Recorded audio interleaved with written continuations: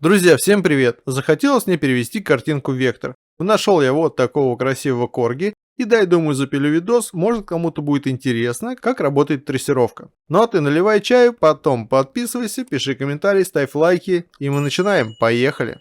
Итак, картинка у меня готова, она в высоком разрешении, достаточно хорошая, и теперь будем переводить ее в вектор. Для того, чтобы это сделать, заходим в окно, трассировка изображения, нажимаем. Появляется вот такое вот окно. Теперь выделяем нашу картинку, и у нас становятся активны наши настройки. Передвигаем в сторону, чтобы было удобнее работать, и что мы здесь видим? Вот здесь вот стрелочка дополнительно нажимаем, раскрываем дополнительные параметры и смотрим, что у нас здесь есть. Стили. Здесь мы выбираем, какой стиль мы хотим. 3 цвета, 6 цветов, 16 и так далее. Можно сделать совершенно любой рисунок. Дальше у нас здесь есть просмотр, где мы можем выбрать режим, в котором мы хотим просматривать наше изображение. Режимы. Черно-белые, в градациях серого или цвет и дополнительные настройки. Давай начнем с самого простого. Начнем с 3 цветов. Нажимаем 3 цвета, подтверждаем, и иллюстратор автоматически переводит наше изображение в 3 цвета. Можем сделать побольше, 16 цветов. Вот что у нас получается. Немножко недостаточно для того, чтобы была наша картинка полноценная, но в каких-то ситуациях, возможно, это будет то, что нужно. И теперь попробуем сделать ее более живой. Выбираем стиль по умолчанию. Почему у нас стал такой рисунок? Потому что у нас режим стоит черно-белое. Можем поставить в градациях серого. Он станет вот такой вот у нас. Тоже интересный вариант получился, но мы хотим сделать его цветной. Поэтому выбираем цвет. И вот такой вот результат у нас получился. Но у нас палитра стоит ограниченная. И мы хотим все-таки, чтобы было более ярче и больше цветов. Давай посмотрим. Цветов у нас не так много. Результат в принципе уже хороший, но не то, что нужно. Заходим в палитру и выбираем полнотоновую. Вот что у нас получилось, выглядит как будто это фотография, но если мы увеличим, мы увидим то, что наша собачка состоит из мелких элементов с разными цветами. Когда мы отдаляем, уже невозможно отличить, иллюстрация это или фотография. При приближении становится лучше видно. Итак, что мы можем здесь сделать? У нас здесь есть цвета, то есть точность цвета в процентах стоит на 100%. Ставим 50. И наш пёсель уже больше становится векторный, то есть меньше походит на нашу фотографию. Но все-таки такой же красивый. Можем поставить еще меньше. Вот, цветов стало меньше. Иллюстрация стала намного проще, но все же она еще похожа на оригинал.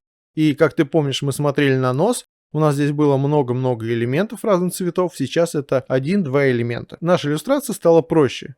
Мне кажется, нужно оставить вот такой вариант и дальше посмотрим, какие есть настройки. Увеличиваем. Дальше у нас есть контуры. Чем выше значение, тем плотнее посадка. Если мы поставим меньше, наши линии будут иметь меньше точек. Давай посмотрим. Ставим минимальное значение и смотрим вот на эту часть носа. Что сейчас получится? Наш объект имеет минимальное количество точек, из-за чего линии стали проще. И здесь то же самое. Все так гладенько у нас проходит. Если поставим высокое значение, видим, точек стало намного больше, больше поворотов, больше изгибов на всех линиях. Вот если мы отдаляем, что у нас получается? Если мы поставим минимальное значение, линия имеет меньше опорных точек и картинка становится более простой. Оставим это значение так. Следующее, углы. Опять увеличиваем. Углы как раз влияют на то, какие у нас будут линии. Или же они будут угловатые, либо они будут такие вот гладко закругленные. Сейчас стоит значение 75%, поставим 0. Сейчас у нас стало меньше углов.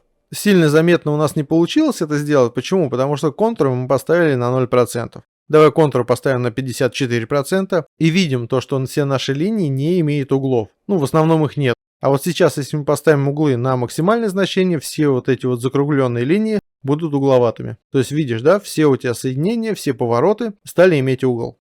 Ставим значение углы поменьше. И вот так мне больше нравится. Итак, следующий шум.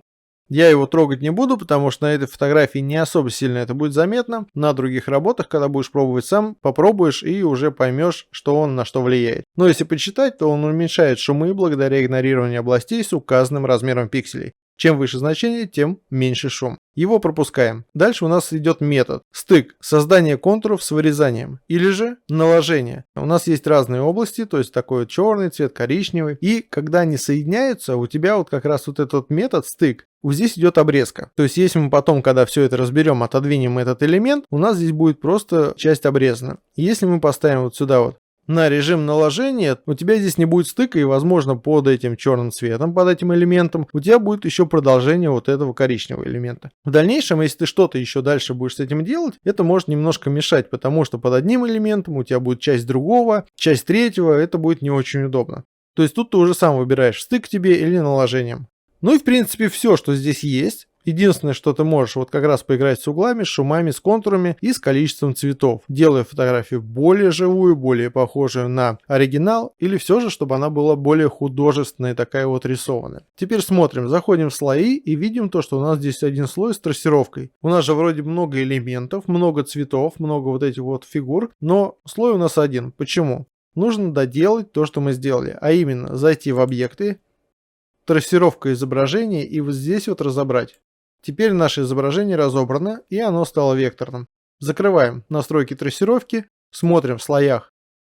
Вот они наши элементы, 1000 элементов, которые мы с вами сделали. Отдаляем. У нас здесь рамка вот такая еще осталась, ее можно удалить. Берем инструмент прямое выделение, нажимаем на рамку и удаляем. Все. Теперь у нас осталась только векторная собачка без рамки и без фона. Выглядит интересно, красиво. Обязательно подпишись, напиши комментарий, поставь лайк и до новых встреч. Пока.